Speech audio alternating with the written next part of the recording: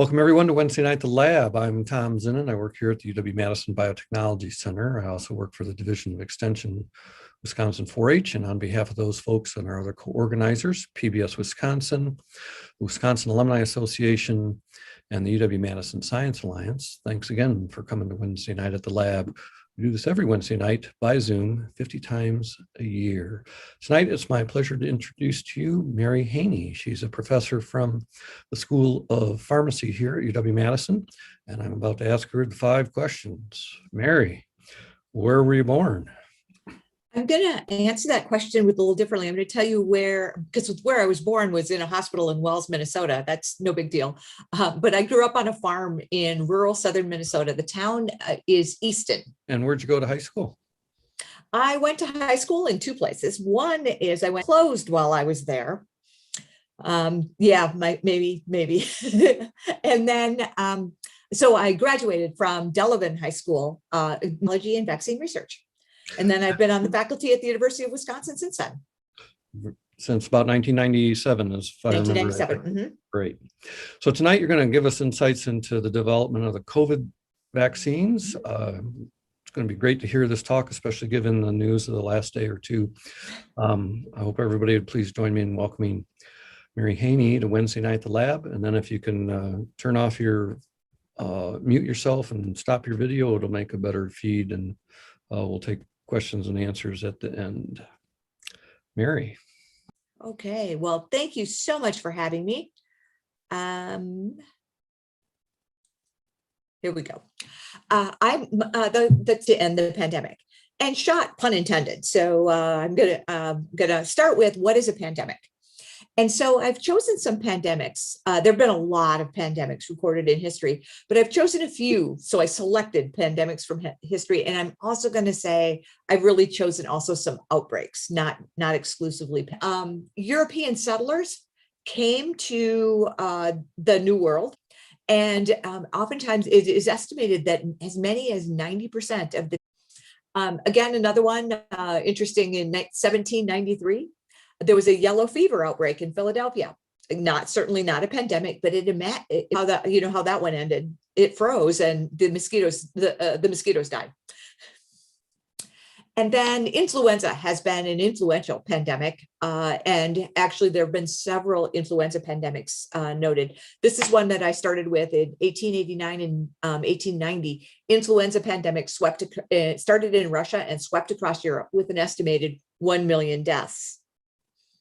That million is going to ring through for a few more influenza outbreaks that I am going to tell you about. This one is in 1916, polio was noted in history. It may have been before that, but polio started with sporadic outbreaks until a vaccine was developed in 1955.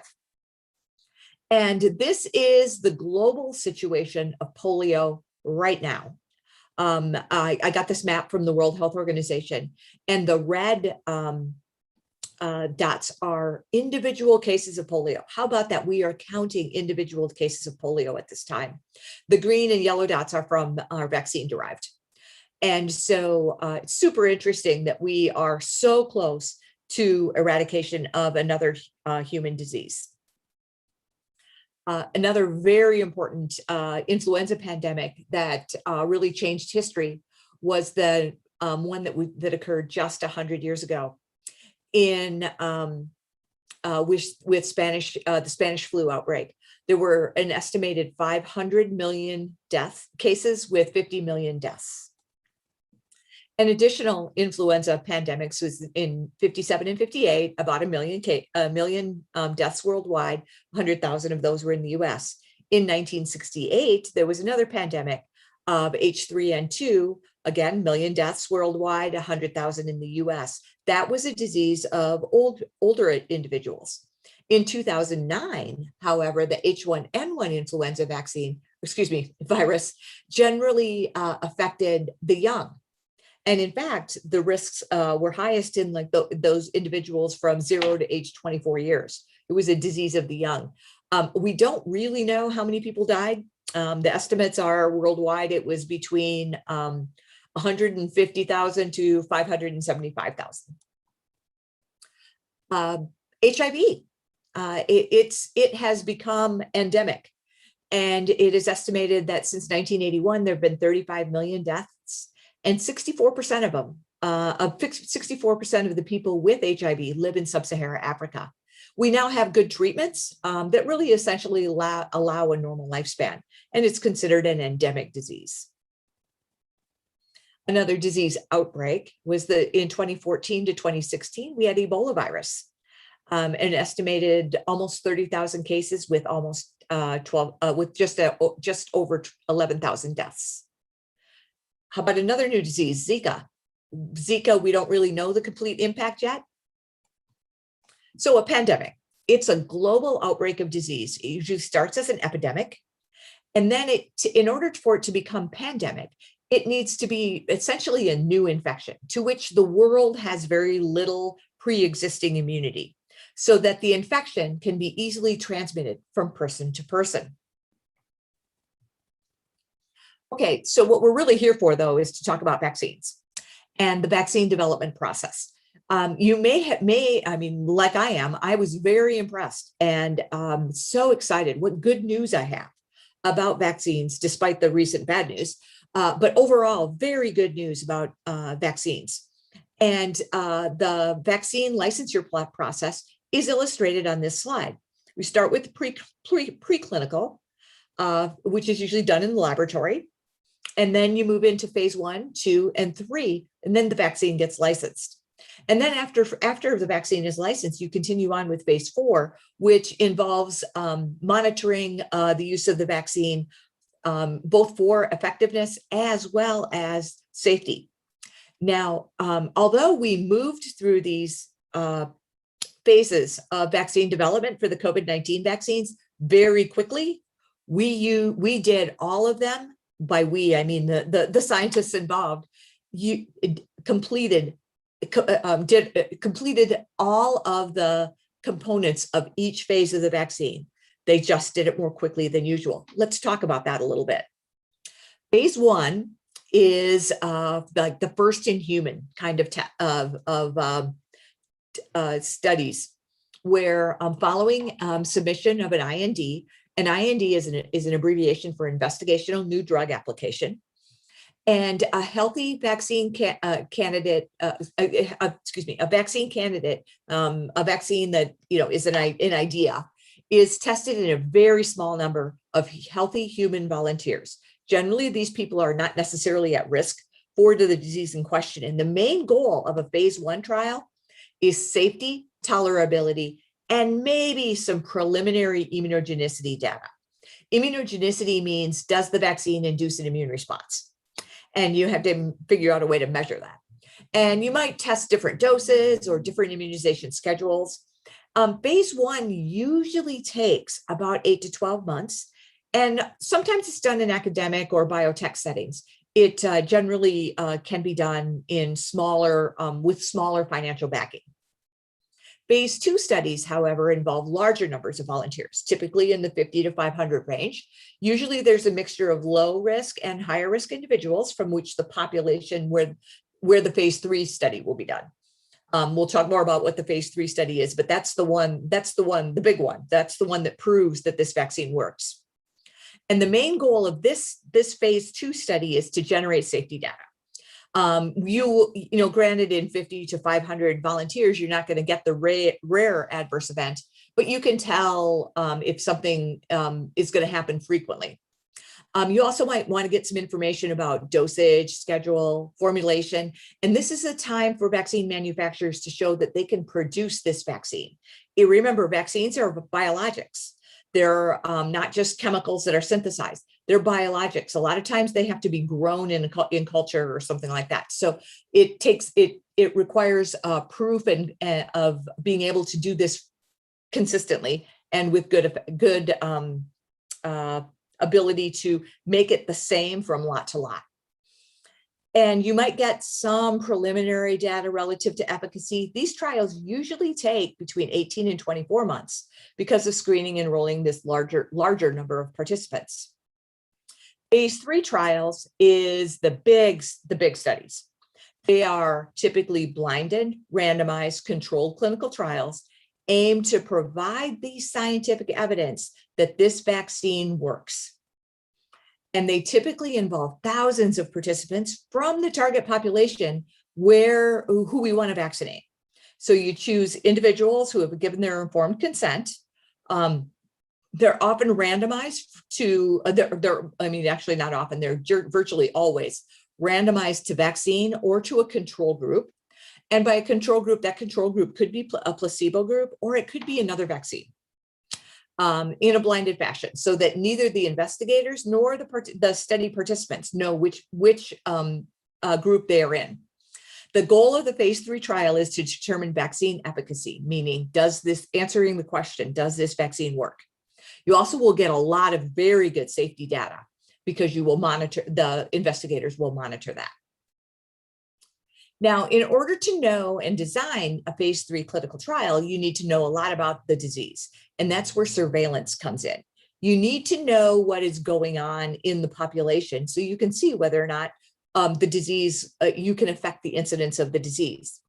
Now, one of the things that aided the COVID-19 vaccines in their phase 3 trials was that large spike of disease we had, that kind of essentially phase 2 disease spike we had last fall. That allowed the vaccine studies to accrue cases more quickly than maybe was expected.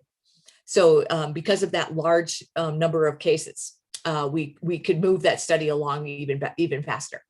These are often designed, phase 3 trials are often designed so that the study continues until a specified number of events occurs. So again, in the COVID-19 vaccines, it was in the 300s range. They needed about 300 cases of COVID-19 in the study cohort. Then you unblind it and see where, maybe 90% of the cases were all in the placebo group and only 10% were in the vaccine group. So that's kind of how that works. Usually though, these trials take years to complete.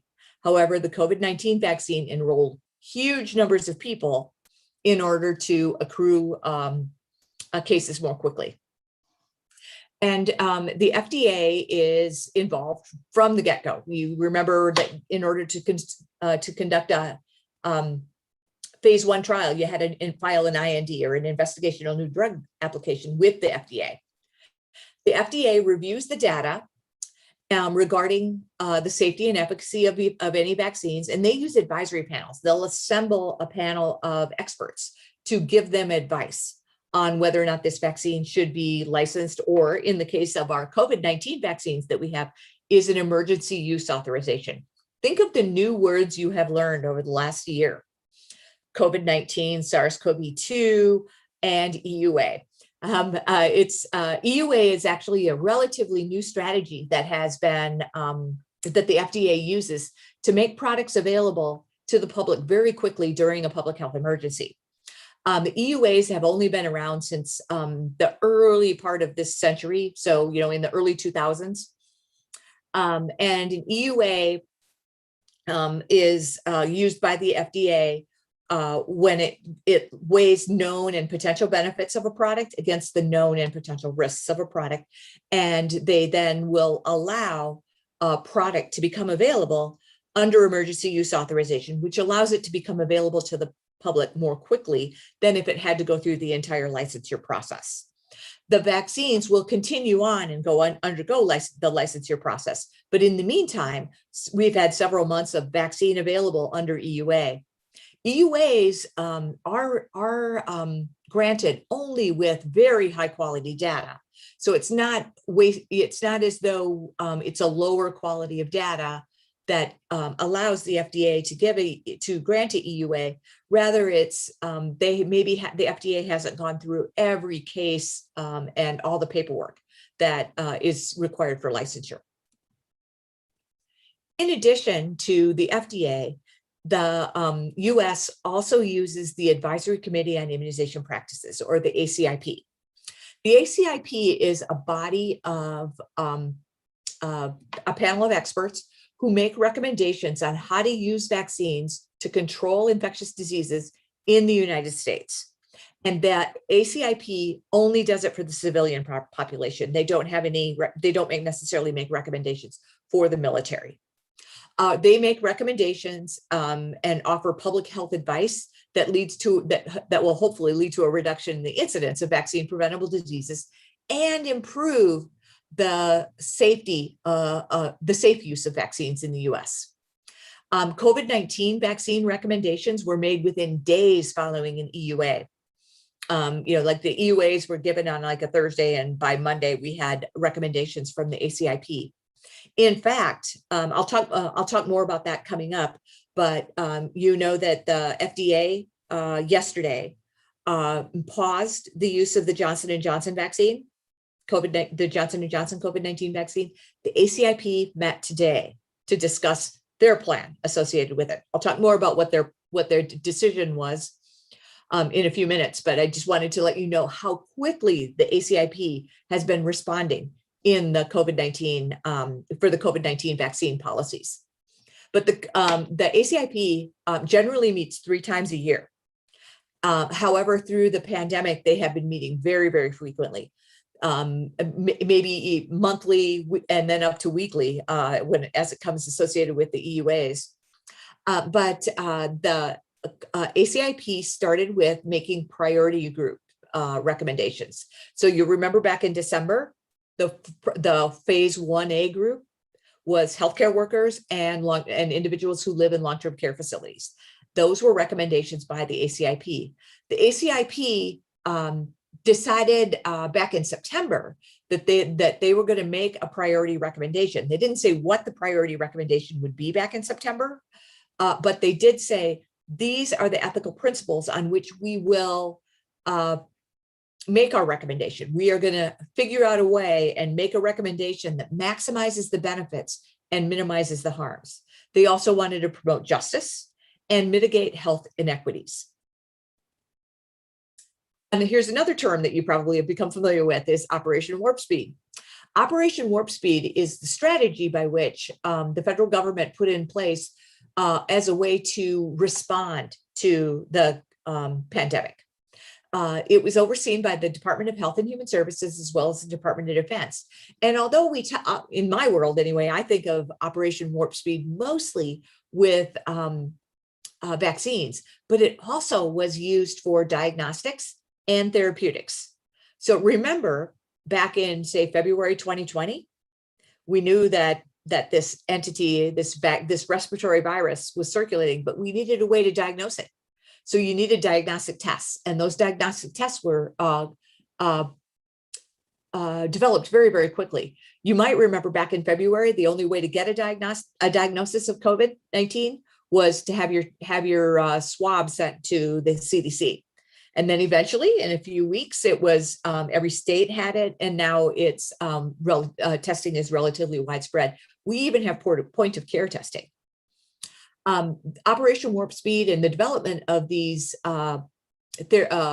medical interventions, diagnostics, therapeutics, and vaccines was done with significant monetary investment and coordination between the partners of both public and private.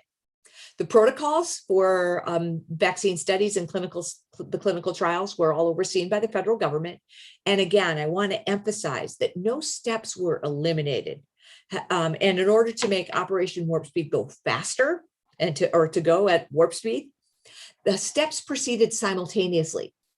So for instance, in a routine vaccine that would be tested, the manufacturing and filling would not even begin until after the phase 3 trials were completed and the FDA granted licensure. Then there would be this lag before the vaccine was available to the public. But in this case, at financial risk, vaccines were being manufactured as they were being studied. And manufacturing and then filling, they needed to put the vaccine in vials so that we could use them in the clinic. So again, all the risk was financial, not a product. Here's today's New York Times tracks vaccines, and we have 5 vaccines that are authorized. This is global. These are global statistics. And look at this. We have 23 vaccine preparations that are in large-scale clinical trials. So it'd be phase 3 trials. Because again, remember, we need to vaccinate the world. And so we need a lot of vaccine options. And so it's great that we have this much in the works. Let's talk about some specific vaccines now. I'm going to start with essentially what I'm going to do is talk in the order in which they became available to us clinically. Let's start with the mRNA vaccines. We think of the mRNA vaccines as brand new technology, but it's really not that new. mRNA vaccines have been studied for more than 10 years with targets of influenza, cytomegalovirus, which is a virus in the alpha herpes virus family, which is the same family that, say, chickenpox and herpes simplex is in. But cytomegalovirus is a virus that causes infection, or it can cause infection in anyone, but it causes symptomatic like disease in immunosuppressed individuals. So organ transplant patients, or sometimes cancer patients, or patients with HIV. And it also can be particularly dangerous to a fetus when a pregnant female contracts cytomegalovirus. Zika virus, rabies, and cancer have all been targeted for possible diseases that mRNA vaccines might be useful for. Early efforts for development of RNA vaccines were plagued by messenger RNA instability. And now, if you've ever worked in a laboratory with a messenger RNA, I mean, sometimes it just disappears. It's a very fragile nucleic acid preparation. But good things about the messenger RNA vaccines is their safety. They're completely non-infectious. They're non-integrating, meaning they don't integrate into a person's DNA or the cell's DNA. They just are in the cytoplasm of the cell, and they're degraded by natural cellular processes. And again, sometimes these RNases or enzymes that will degrade RNA just are ubiquitous. So it is very natural that a messenger RNA is degraded. The duration of the degradation, though, can be modified by some interesting chemical or delivery methods. So super cool things that have been done. And then you don't have to have a problem of immunity to the vector. And I'll talk more about that coming up, because I'm going to talk about the vector vaccines. This is a diagram as to how messenger RNA vaccines work. So let's start with the machine in the lower left-hand corner. Messenger RNA is synthesized. It's easily as a nucleic acid string. And then the messenger RNA for the spike protein, which is the target, is encapsulated into a lipid coat, like and that's a lipid nanoparticle. And that then is formulated, lipid nanoparticles containing the messenger RNA are formulated into the vaccine. The vaccine is given by an intramuscular injection, and the lipid coat surrounding the messenger RNA not only protects the messenger RNA from degradation, but it also helps it get inside the cell. And so once inside the cell, the messenger RNA uses cellular mechanisms that are already present to get translated from messenger RNA into a protein.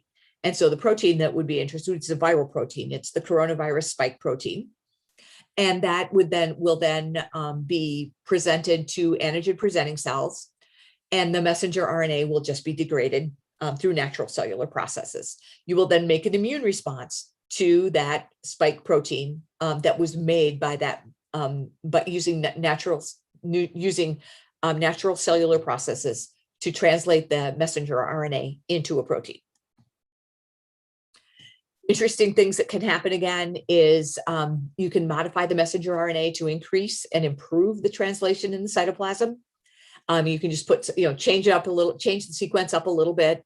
Scientists have been impressively ingenious at figuring that out. In addition, this is kind of a nice system for and has the potential for rapid and relatively inexpensive and scalable production.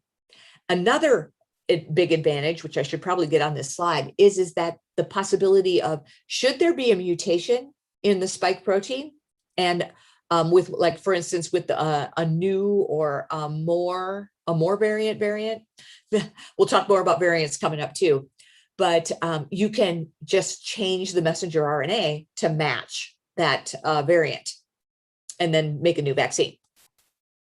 So we had 2 messenger RNA vaccines in clinical trials. These are the ones that we have available for us. I'm going to start with the Pfizer one. It's a 2-dose series. It had about 30,000 participants in the clinical trials.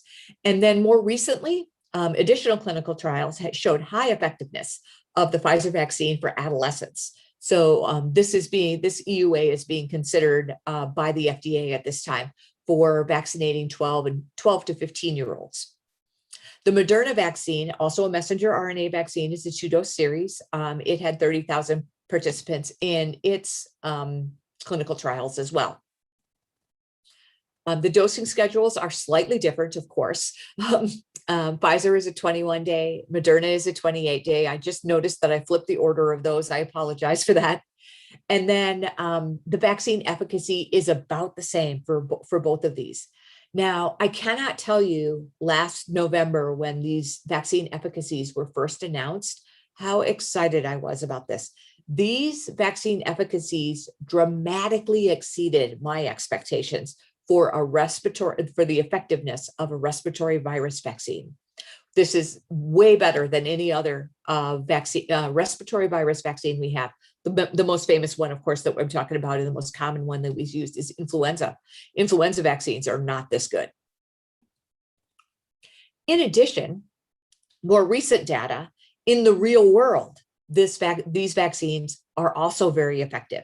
This was a study just recently published by the CDC, in the last couple of weeks, where they followed 4,000 healthcare workers, first responders, and essential workers who were vaccinated, and they got tested weekly for, well, actually, let me put it another way. They got tested every week for the virus that causes COVID-19.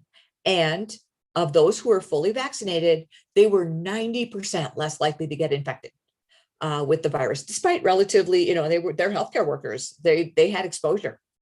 So really good news that even outside the clinical trial, these vaccines work very well. They didn't differentiate between the 2 vaccines in this study.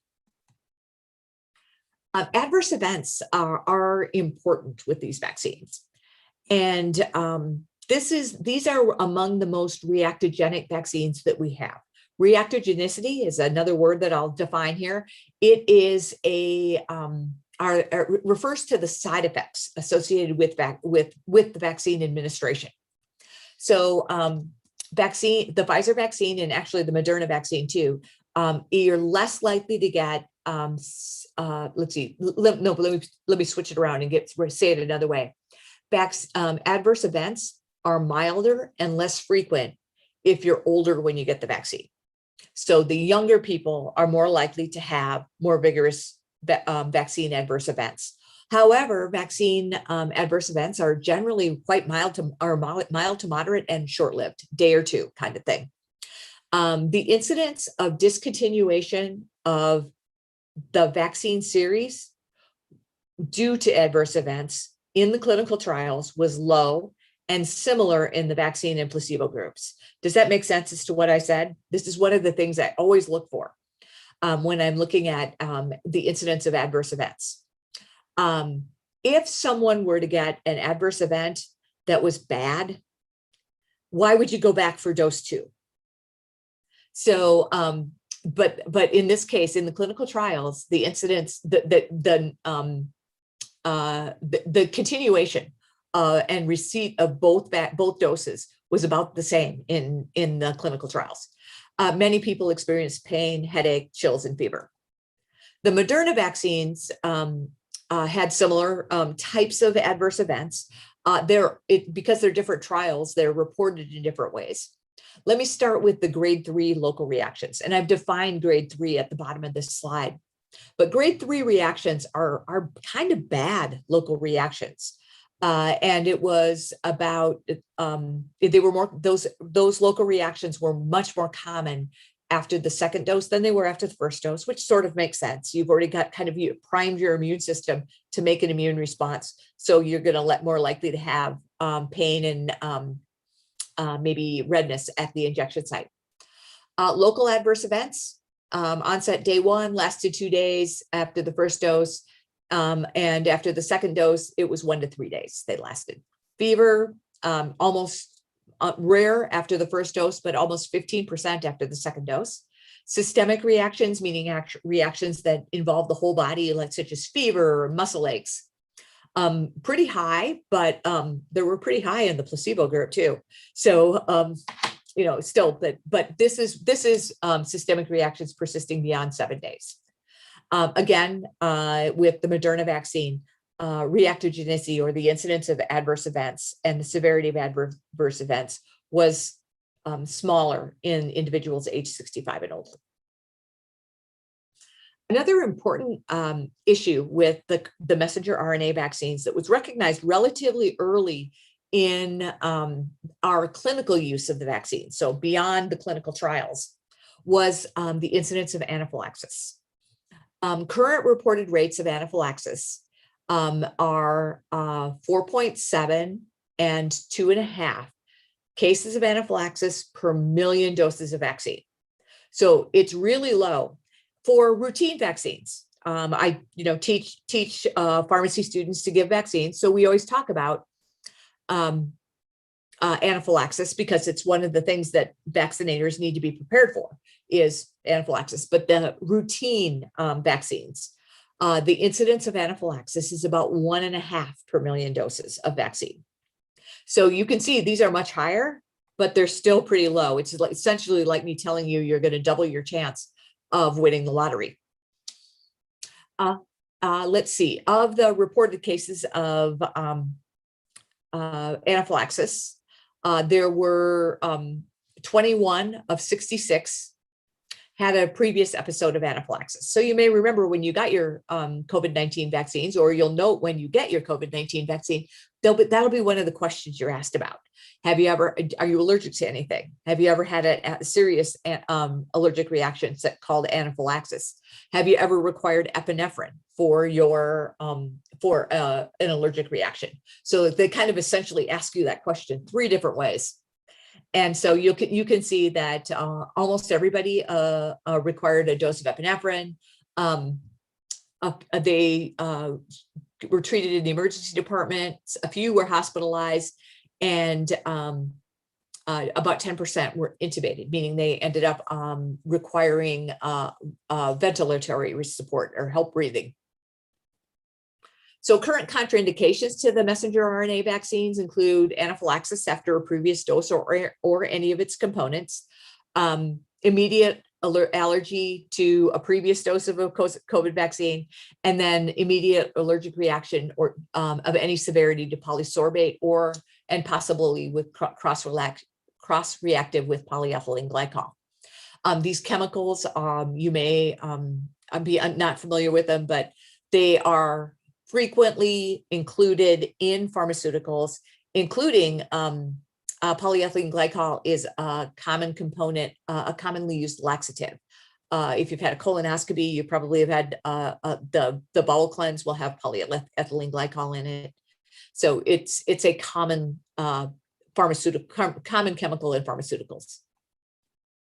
So now I want to move on and talk about viral vector vaccines. And in this case, start with the blue virus. That is a picture of a diagram, a cartoon of a replication deficient adenovirus.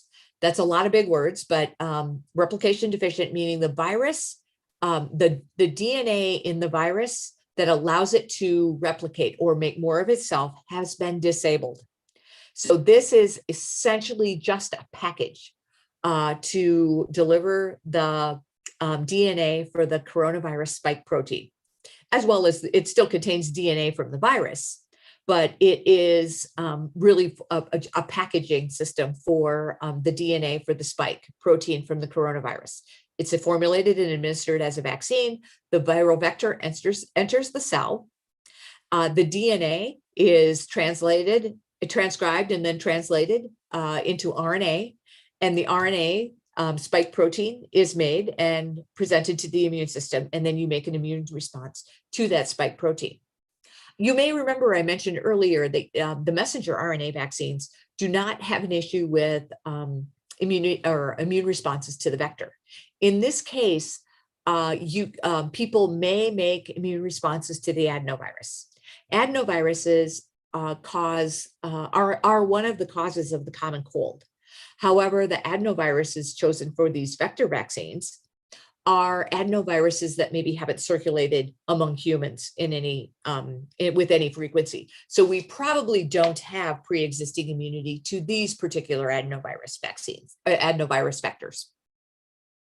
So the viral vector vaccines in clinical trials are first the Johnson & Johnson. It was a replication incompetent adenovirus 26, not widely circulated in humans before, but it was engineered to contain the DNA for the spike protein. It's given as a single dose. The AstraZeneca viral vector vaccine was developed in conjunction with the University of Oxford. It used a chimpanzee replication deficient adenovirus, and that adenovirus was engineered to express the spike protein. The AstraZeneca vaccine has not received an emergency use authorization in the United States. However, it is and has been used in many countries, and several million doses of the vaccine have been administered in Europe. Okay, I want to focus on the Johnson & Johnson vaccine for now, and then I'll get to the pause. I think probably next slide.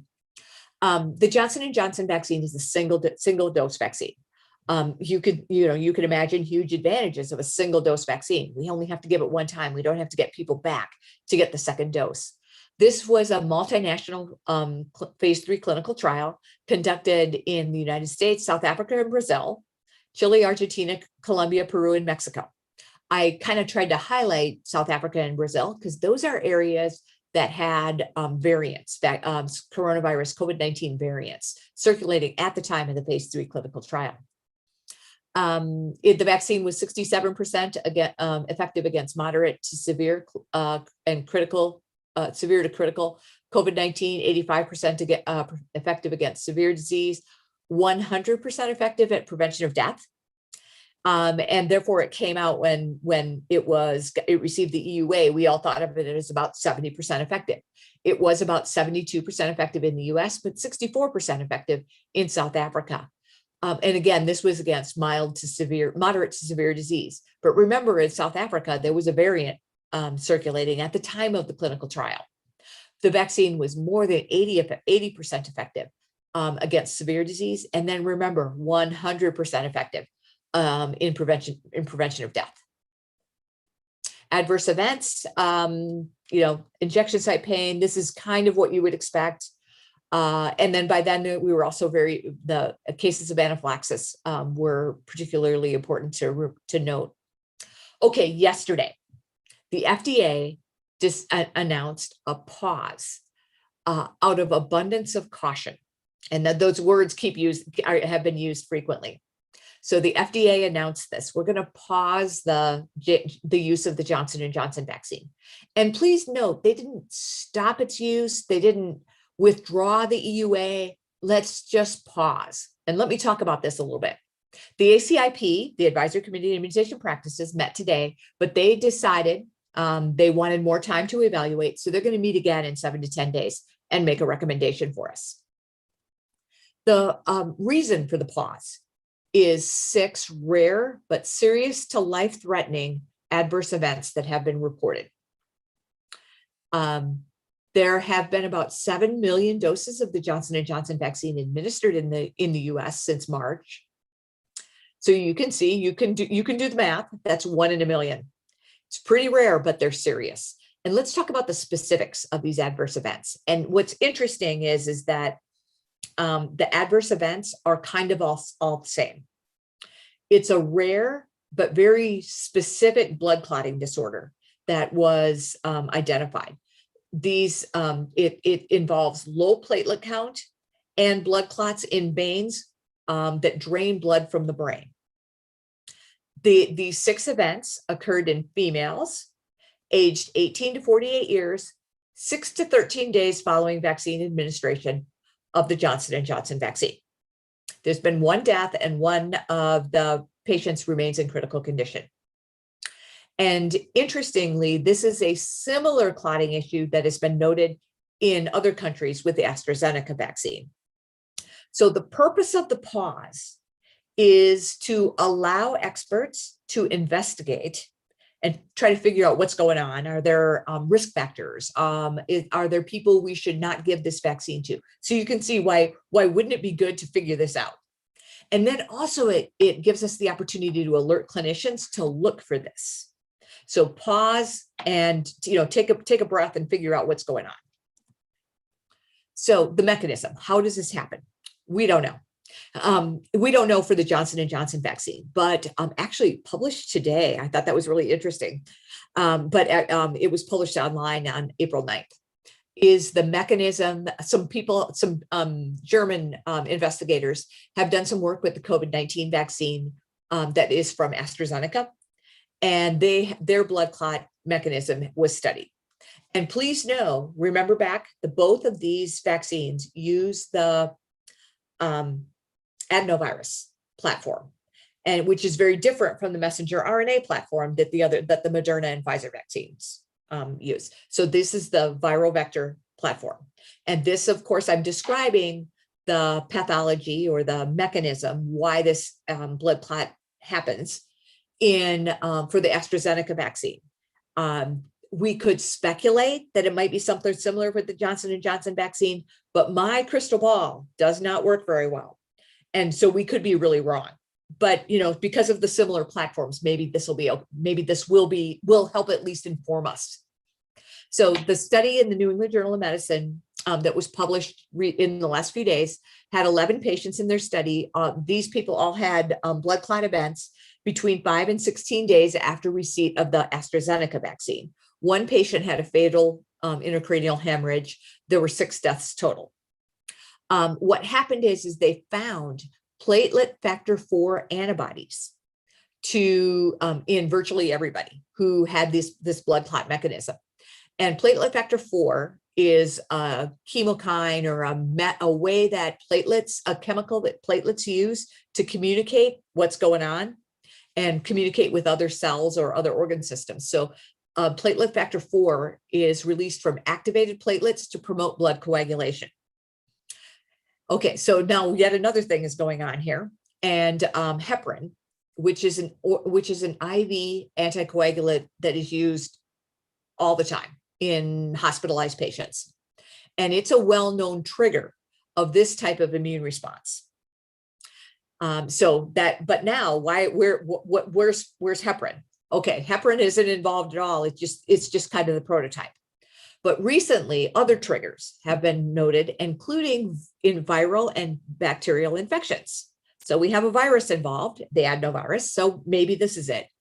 And it triggers an autoimmune response. And interestingly, this autoimmune response even has a name. Even before we studied this, or we had the COVID-19 vaccines doing this, it's an autoimmune heparin-induced thrombocytopenia. So maybe I'm getting too far into the weeds here, but I found it interesting. I can't claim I completely understand it, but it's clinically, people present with thrombosis or blood clots, but they also present with thrombocytopenia, which is low platelet counts. And now, so what it appears to be is an antibody gone wrong. So there's something wrong with the immune response. So 2 things are hypothesized. One is that it's just a super strong inflammatory stimulation that results in antibodies. The other one is there something about, in some people, that the antibody induced by the vaccine, the immune response to the vaccine, also recognizes this platelet factor 4. We don't know which one of those is true, but at least it gives us some ideas of what is going on with the immune system and why it doesn't happen in everybody. But we would like to know what makes it choose that 1 in a million persons to make it happen. Okay, let's put this in perspective though. Remember, this was so far in the US with Johnson & Johnson vaccine, it's 1 in a million. Now, like last week though, probably a couple million, maybe 3 million doses of the Johnson & Johnson vaccine were administered. So I think we have another week to wait to see if it's going to continue to be 1 in a million. But some perspective. A COVID-19 vaccine, excuse me, let me start that over. A COVID-19 infection is fatal in a 25-year-old 1 in 10,000 times. And then you can see that I have that it goes up to 1 in 10 if you're 80. So you can see that COVID-19 infection is very serious. You may also know that the blood clots occur with COVID-19 infection. In those who are hospitalized, it's about 20%. And then every day, 1,000 to 2,000 people develop blood clot in the US. Blood clots are pretty common. Now, when you're vaccinating millions of people, sometimes these things are going to just by chance happen on the same day. And then another one that's commonly used is oral contraceptives.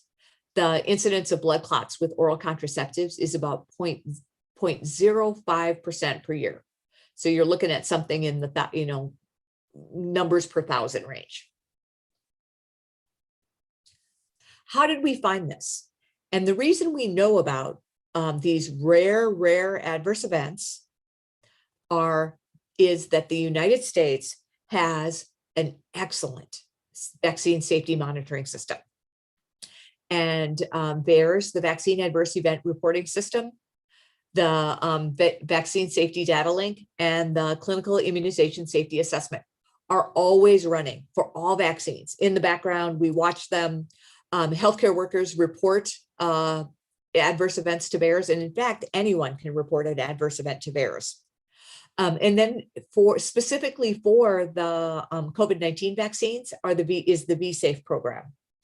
People can, who get the vaccine, are given information to sign up to report directly to the CDC about their experience with the COVID-19 vaccines. You can report adverse events directly to the CDC. I'm going to skip ahead because I'm long talking today, so I'm going to skip ahead. Those are two vaccines, two types of vaccines that we don't have yet. So effectiveness against variants. I promised to talk about this a little bit. This is lower the vaccines. Variants are changes in the RNA virus that might make it different. And will the antibodies generated by this vaccine be effective against the variants? So we've been talking about variants that become more transmissible. That's probably what's going on in Michigan with their high disease burden. They primarily have variants. And we know because the AstraZeneca and the Johnson & Johnson clinical trials were done in areas and at a time where the vaccine variants were known, that these vaccines actually have a slightly lower effectiveness against variants. There's only laboratory evidence that the messenger RNA vaccines offer protection against the variants, and it appears to be less effective against the B.1.351 variant. But the FDA has allowed a path for vaccine modifications to respond to variants. Kind of like we reformulate the influenza vaccine every year, we'll probably if the need arises, we can reformulate the COVID-19 vaccines in order to respond to these variants in a fashion that's similar to how we reformulate the influenza vaccine seasonally. A couple of new things about the vaccines are their storage requirements. The Pfizer vaccine requires ultra cold temperatures, though very recently it can be stored for a shorter period of time at more normal freezer temperatures. The Moderna vaccine requires frozen, and then adenovirus vaccines can be stored at ordinary temperature, refrigerator temperatures. Let's talk a little bit about herd immunity, because as we vaccinate more and more people, we're going to get closer and closer to herd immunity. Herd immunity is also known as community immunity, community protection, or indirect protection. Because some people don't want to be compared to a cow or in a herd. But community immunity. This is the protection conferred to susceptible individuals when a sufficient proportion of the population is immune. So it makes sense. When you get enough people in a group immune, the infection cannot bounce from person to person. So this all depends on the reproduction number. The reproduction number termed RO. So I'm going to have to talk math for a minute. It's the number of people to the R0 is the number of people to which an infected person transmits the infection. Now, in order to calculate an R0, you have to assume equal mixing of the entire susceptible population. And you have to, and actually the R0 does change when there's partial immunity in the population. So it gets complicated, but for SARS-CoV-2, it is estimated the R0 is 2 to 3. Compare that to measles, where the R0 is 18. And measles is the most contagious disease we know of. The threshold or the minimum of community immunity or herd immunity is calculated at 1 minus 1 over R0. So you can do all kinds of math, and I have. This is a picture of herd immunity. The red individuals are the infected individuals. The green individuals are vaccinated, and those with no color are vaccinated, unvaccinated, and susceptible. So you can see on the right-hand side, the infected individuals just don't have contact with the unvaccinated and susceptible because the rest of the people protect them, form a circle around them. Here's some examples of herd immunity estimates. Measles requires very high immunization rates. It is estimated that you need to immunize over 90% of the population in order to prevent outbreaks. You can see where SARS-CoV ends up in here, and it's about 2.5 of an R0, and the herd immunity threshold was estimated to be 60%.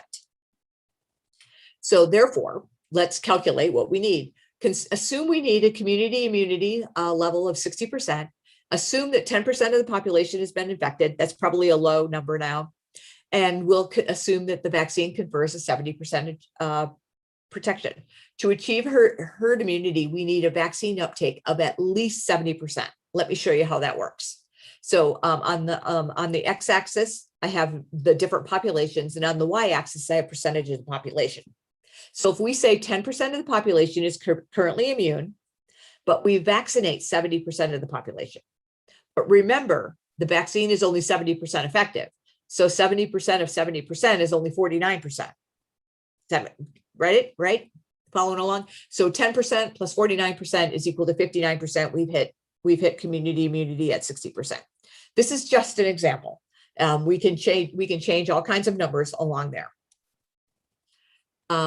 Remember approach to herd immunity and and I want to help me think about this.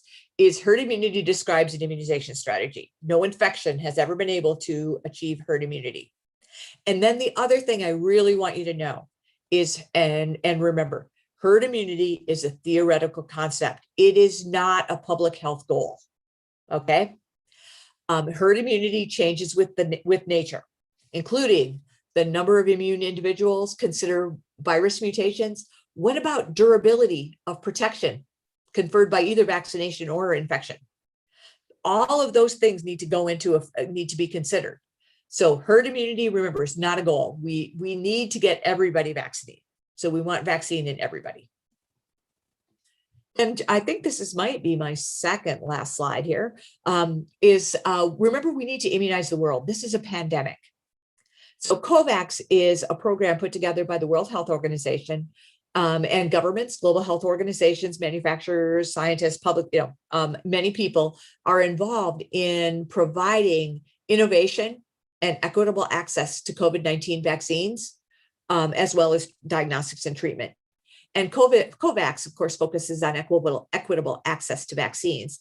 And COVAX has a goal to provide 2 billion vaccines. And so far, they've purchased 1.1 billion, but they haven't been able to deliver that many. So really, the affluent nations are using the vaccine, and leaving some areas of the world way behind in vaccination efforts. It's estimated that it could be as long as 2 or 3 more years before some areas of the world receive a vaccine.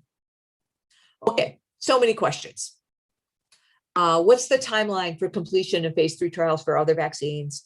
There have been really great, appropriate, transparent data sharing, and including, I didn't update this slide, but think about 6 adverse events have paused the use of a vaccine. We have a really rigorous vaccine safety monitoring system. We need to figure out ways to improve vaccine delivery logistics. We're doing much better as a society over the last several weeks.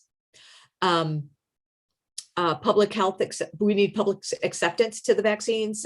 We know vaccine hesitancy is going to be a big deal coming up, and then we need to continue research after both the EUA and licensure. And then I put this graphic on the right-hand side. In 1 year, well, actually in what, 8 months? No, sorry, more than that, 9 months. COVID-19 became the 3rd leading cause of death in the United States. This is a very serious illness, and we need to therefore take it quite seriously. Then finally, I just have some resources for you. I would be happy to take questions. Should I stop sharing my screen to do that, or should I leave it up? Tell me what to do. Oh, you can stop sharing it and then Okay. see folks. Thank you. Does anyone want to ask any questions? You can unmute and come on to ask a question. You can just unmute, or you can type it in the chat. Hi, this is John. I asked a question on the chat, which was all the discussion of the J&J vaccines has been talking about 6 doses in 7 million people, 7 million vaccinations.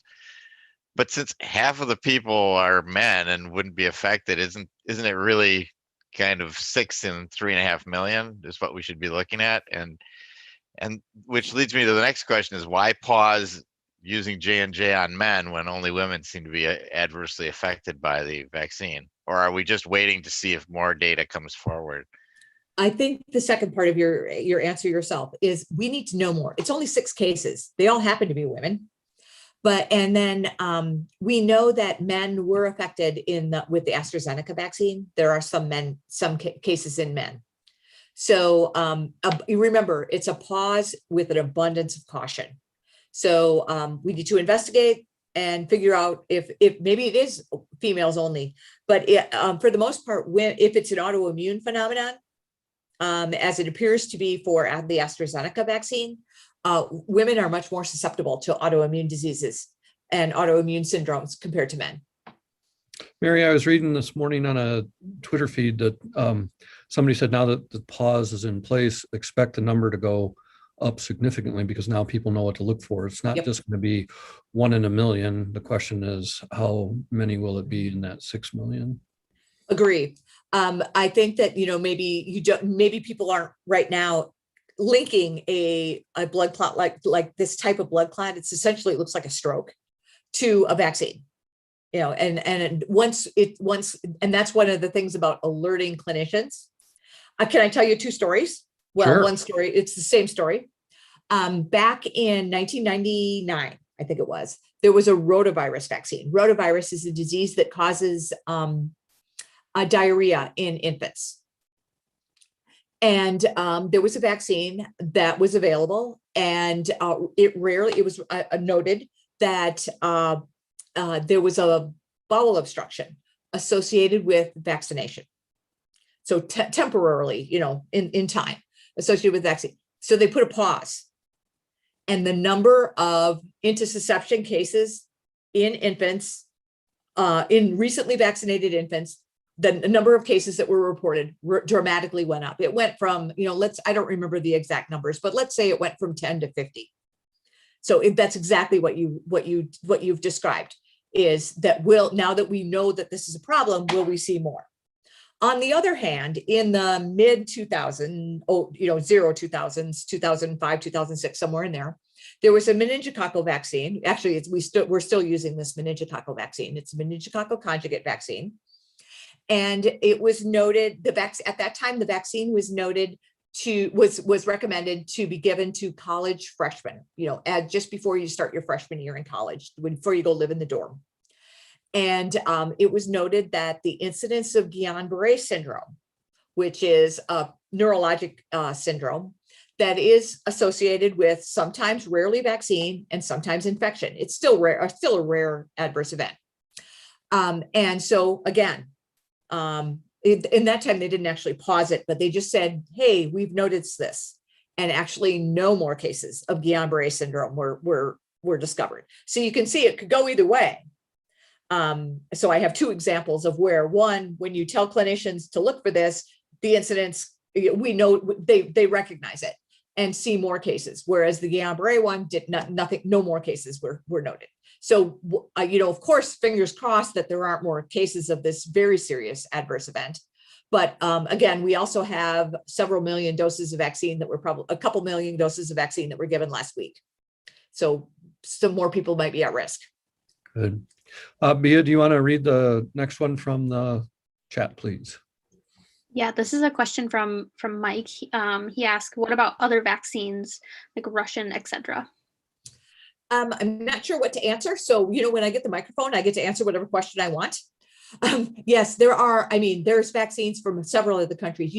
China has developed and has developed very good vaccines and has been sharing them with the world. And then the Russian vaccine was the first vaccine. I'm sorry, I can't come up with much about it. It was, let's see, when it was deployed in the Russian population, it was done probably prematurely. They really hadn't finished the phase 2 and 3 trials really, but it appears to work pretty well.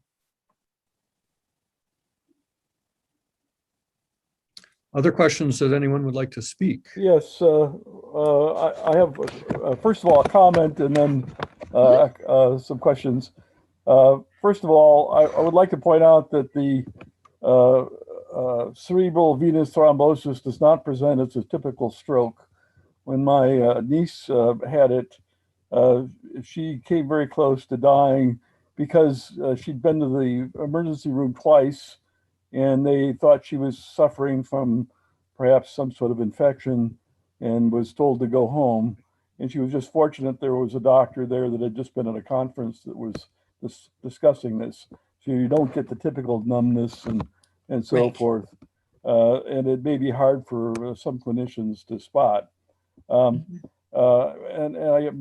question about the mRNA vaccines is, it would seem that, given the problems in producing influenza vaccines, that this would be a really good technology to use. Is there any indication that is effective in influenza as it appears to have been with COVID? Or was that kind of a lucky thing to occur because of the spike proteins that the COVID have? Mm-hmm. We have a similar antigen with influenza. We have the hemagglutinin, which is kind of the I don't want to say equivalent to the spike protein on the influenza virus, but that is a prominent antigen on the influenza virus. I think that it will probably continue to be developed with renewed interest. I truly don't know the status of what happened with influenza virus vaccines with the messenger RNA. And I completely agree with you about the cerebrovenous sinus thrombosis. I'm using the word stroke, definitely not in the right way. I'm using it as a disruption to blood flow to the brain. Okay. So I'm not using it in the right way. So a good call. Thank you I'll try to avoid that in the future. So good call. I agree with you though. Yeah, it's not quite the same and it's hard to recognize because it's rare. It may be very difficult to recognize. Yeah, that's one of the problems. It's so very rare in young Very people, rare. especially. And then now we have 6 cases of them, 6 cases of it. Yeah. Mm-hmm. Thank you. Yeah. The next question in the chat is the blood clotting problem in COVID infected individuals the same as the blood clotting problem in vaccinated individuals, the low platelets? The answer to that is no. They are not exact. They are not the same. There's different mechanisms in the blood clotting in COVID infected individuals is probably primarily due to inflammation, the severe inflammation that is associated with COVID-19 infection. There are occasionally people who do have the thrombocytopenia and clotting associated with that, but most of the time it's I hate to say a more routine clot, but one that's treated with anticoagulation. Would anyone like to speak a question?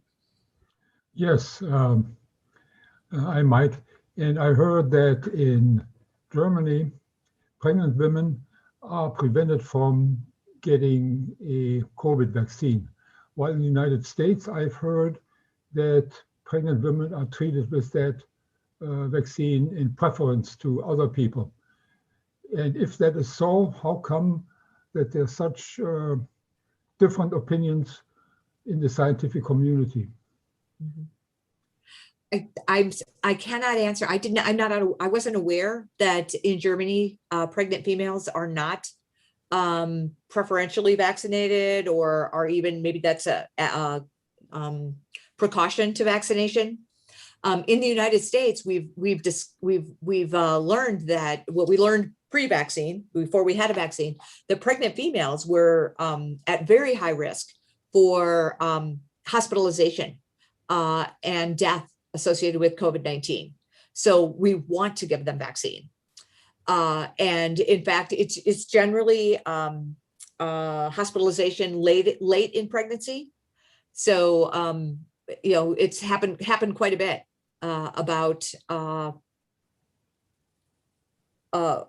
in pregnant females. So we want to give them vaccine. Okay, thank you. I didn't answer your question very well, though, because I don't know what's going on in Germany.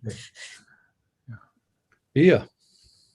The next one from the chat. Why does mRNA and adenovirus vaccines are only effective for about 6 months, according to experts, and could require a booster shot? What mechanism is responsible in vaccinated recipients for the short duration? We truly don't know how long these vaccines offer protection. Clinical trials, the first people that entered into clinical trials started about last June. As far as we know, they remain with okay antibody concentrations, and there's no movement yet to revaccinate. The question will be, here's one obstacle, is we don't have a correlative protection. We don't know, which means we don't know what immune response protects people from infection. We know a lot of antibody seems to be effective, but what's the minimum? We don't know that. So what we'll have to do is wait to see the people in the clinical trial start getting infected. Maybe they won't, because these vaccines, the messenger RNA vaccines, as well as the vector vaccines, the adenovirus vaccines, induce a very nice cell-mediated immune response, because your immune system has both antibodies as well as cell-mediated, or T cells, that will make an immune response. And one of them may be that the T cell response might protect you from infection long-term. The thing is, again, though, this is an RNA virus. RNA viruses, as all viruses do, they want to make more of themselves. So they need to figure out a way to escape your immune response so they can cause an infection and make more of themselves. So we may need vaccines, additional doses of vaccine in the future. I truly cannot predict when or under what circumstances that will be. Will it be waning immunity, or will it be in response to a vaccine, a virus variant? Thank you. Bia, I think you're up again, or is it a spoken one? If there's a spoken one, somebody can say it out right now. I'd like a question. This is Larry Winkler. The question is the second shot dosage, and how was that determined? I think in the AstraZeneca case, they had problems with production, and therefore a lot of variation about when the second shot was. And from that variation, they seem to have discovered, for whatever reason, that longer duration gave longer, a more effective immune response. Whereas for the Pfizer and Moderna vaccines, they seem to have a strict cycle without what I know of to be a variation in the testing to determine the extent to which a pause or a delay would be effective or not. So how were they decided? You have articulated all of the issues. The only one though, how this was decided is you need to pick something. And Pfizer picked 3 weeks, Moderna picked 4 weeks. They stuck with it, went through the clinical trials. They did not take the time, because of the urgency of developing a vaccine, they did not take the time to try different intervals. Maybe dose one, dose one, and then maybe dose 2, 3 months later. But think about how long that would have made the clinical trials. So there was a sense of urgency to get this done so that we could have vaccine available for us. So I agree, there's a lot we don't know. And maybe you're right, maybe longer intervals might be better. But the only way we'll know, we'll have to do future trials. But we have very good vaccines with the intervals we have. So I'm willing to stick with them, particularly until the public health emergency is over. Yeah.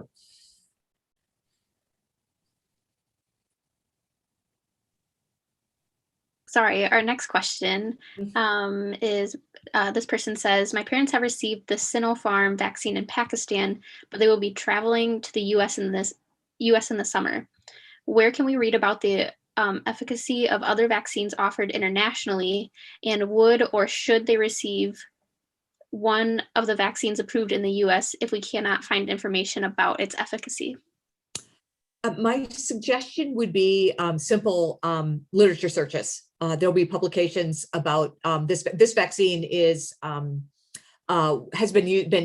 was one of the first ones used, the first ones available. I can't remember much about its formulation.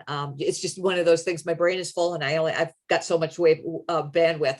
So, but it is. I think it's been used well, and I suspect that it's a very good vaccine. And I would do literature search through the primary literature, through the library, PubMed. Very good. What is the purpose of the polyethylene glycol, the PEG, in the COVID-19 vaccines? Is PGE a component of other vaccines? Are there adjuvants in the mRNA and viral vector vaccines? What are the adjuvants? Okay. None of the vaccines have adjuvants. I can start with that one. The polyethylene glycol in the mRNA vaccines stabilize the lipid nanoparticle. It's kind of a scaffolding for the lipid nanoparticle to hold it together. And the polyethylene glycol is commonly used in other, I can't think of other vaccines that it might be used in. Polysorbate, which is chemically related, is used in like eye drops to keep them formulated well and as a lubricant, kind of make them hang around in the eye a little bit longer. I don't know if other vaccines have the polyethylene glycol in or not. I don't think so. I can't speculate. I can't remember. My understanding is that it's a pegylated lipid that's used in the scaffolding. So it's not PEG by itself, it's PEG bonded to a lipid. Right, to hold the lipids together. My 1977 immunology class is calling and asking, could you remind me and others perhaps what an adjuvant is and why it used to be in some vaccines? Certainly. An adjuvant is a chemical that is added to many vaccines to improve the immune response to the antigen. And the antigen is the piece that you want to make an immune response to. And the adjuvant improves the immune response through various mechanisms. Some of them mechanisms include simply just making the vaccine more inflammatory. when it's administered, so that more cells of the immune system come to the spot where the vaccine is administered. And just, it's like giving, what I usually describe it is you gave the antigen a microphone, it gets more attention then. And then some vaccines that have novel adjuvants include the new shingles vaccine, I should say quotation marks, because I think it's been around since like, I don't know, 2017 or 2018. So that one has a very nice adjuvant in it. And you may know that one of the adverse events associated with that one is pain at the injection site. Many people experience some pain for a day or two at the injection site with that shingles vaccine.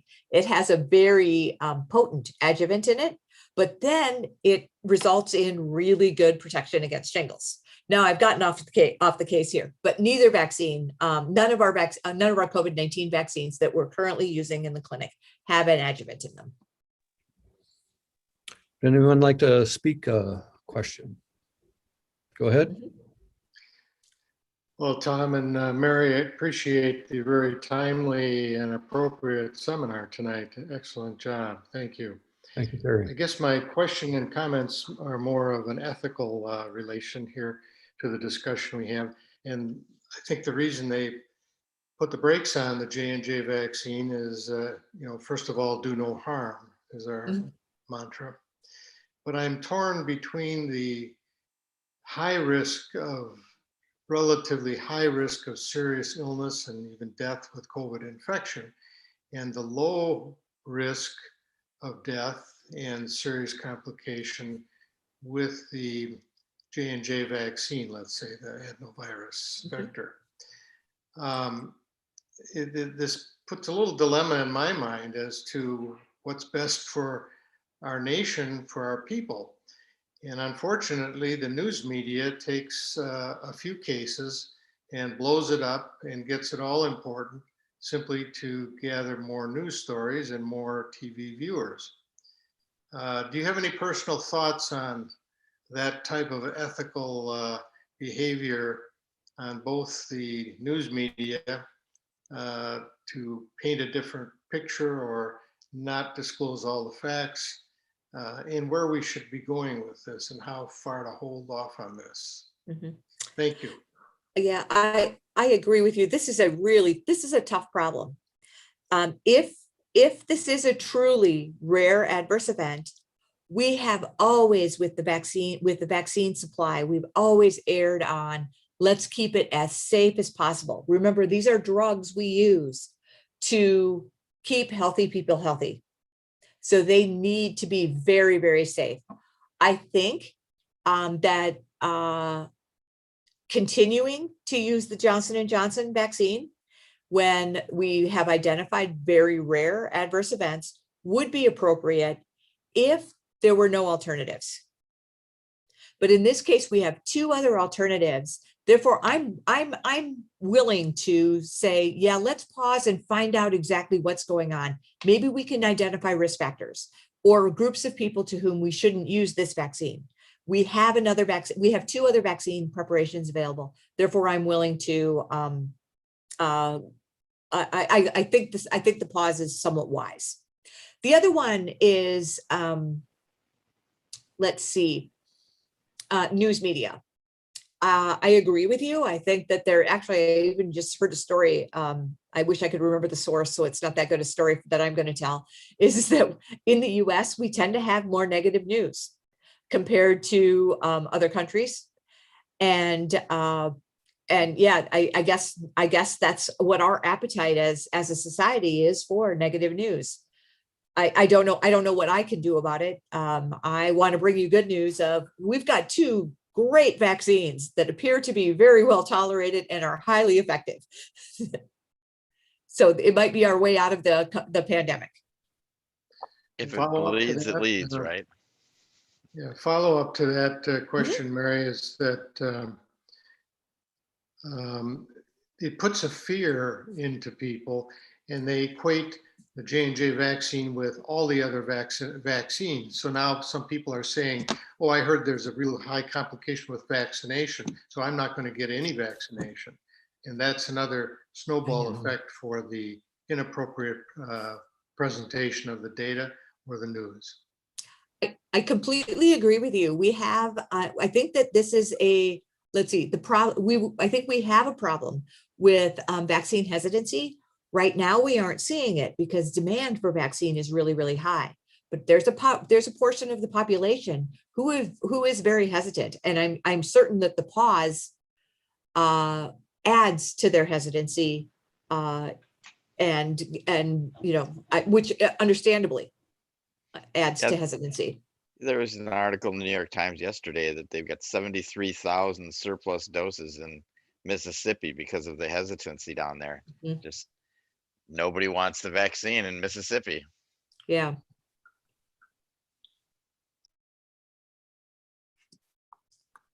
I have a quick comment. Mhm.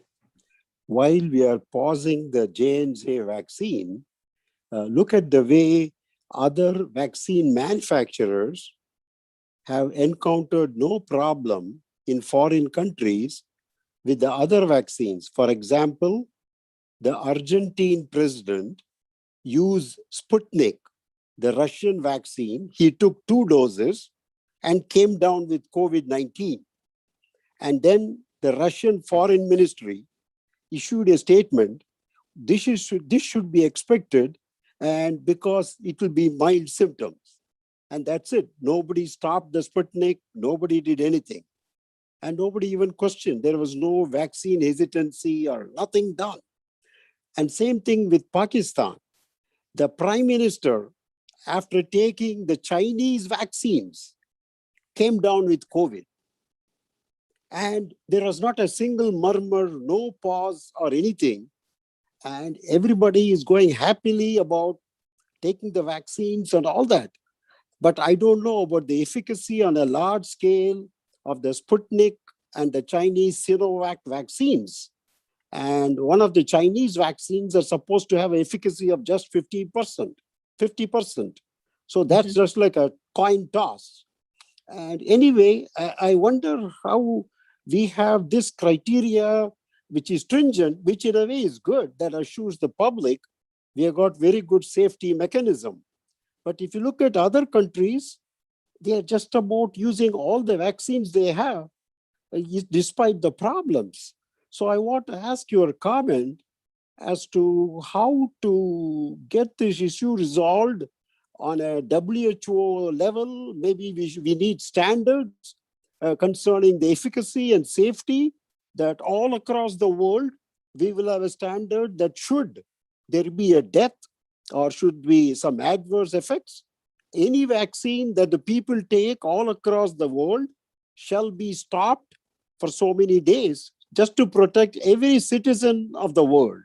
I don't know whether such a standard will be forthcoming and will be of use. Any comment from you, Mary? I would appreciate it. As best I understand, these decisions are made country by country. Well, although the European Union uses a single agency. So I don't know that we will ever get a worldwide standard. So I think you've identified great problems and even proposed some interesting solutions. But I don't know how to implement, or I don't have anything specific to add to it. Yeah. And thank you, Raj. Mm-hmm. The next question in the chat, John posted a link to a New York Times article about a Carico. And he asked, can you explain what Carico did to lay the groundwork for mRNA vaccines? The New York Times made a nice article complimenting her work, but I didn't understand the breakthrough that she made. I can't do it. I wish I could, because now I'm gonna go really look it up. He posted it in the link to the article back on April 8th in the New York Times. Thank you for that, John. Let's see. Do you want to read the Diana one there, Bia, please? In the chat that an ER doc she follows tweeted today that he was very grateful about the pause because he saw a 30-year-old woman with a severe headache and thought to ask her about her vaccination history because of this pause. Mhm. Raising awareness for the clinician. One of the two goals. And I think we're down to the Jim question via. I'm wondering if there's any information available on how long the immunity lasts and if there will be a booster given yet this year. Mhm. I think it'll be longer than a year. Well, all right, let's see. No, because a year is a convenient amount of time. So we can't speed up time, but the people who participated, those heroes who participated in the clinical trials, are really making big contributions to the world for us to know when we'll need another vaccine. So essentially what they'll follow is occasional blood draws to measure antibody concentrations, maybe measure cell-mediated immunity, and then really a way to see if it becomes susceptible to infection again. Then I have a couple of questions, if I may. You mentioned there was laboratory evidence that the mRNA vaccines work against the variants. Is that what is the nature of that evidence? Is it infectivity in tissue culture, serology of antibodies, or something else? Yeah, what you do is you do a neutralizing antibody assay. So you mix virus, the variant viruses, along with serum or antibodies from an immunized person, and you try to see how dilute can you make those antibody concentrations and still neutralize or arrest the virus. So it's just a dilution assay. Thank you. And then how long in days did the EU Vaccine Review Organization pause the AstraZeneca vaccine? I don't know. Okay, I can't remember if it was like 5 days or 15 or whatever. And it looks like there's another one. Bia, do you want to read the question from Sandy at the bottom? Yeah. How many challenge vaccine trials were conducted? I don't know that any were challenge doses. So a challenge vaccine trial would be vaccination and placebo. And maybe you would put the study participants in a hotel or some very controlled environment and actually purposely expose them to the vaccine, or excuse me, to the virus. And then measure how sick they get. And then therefore measure the protection conferred by vaccination from getting really sick. I'm truly unaware of any challenge studies that were done anywhere. Yeah, wouldn't that be an ethical issue? Because we know it's a deadly disease. I mean, I don't know how you could knowingly expose people. And no treatment. Yeah. No good treatment. Vaccine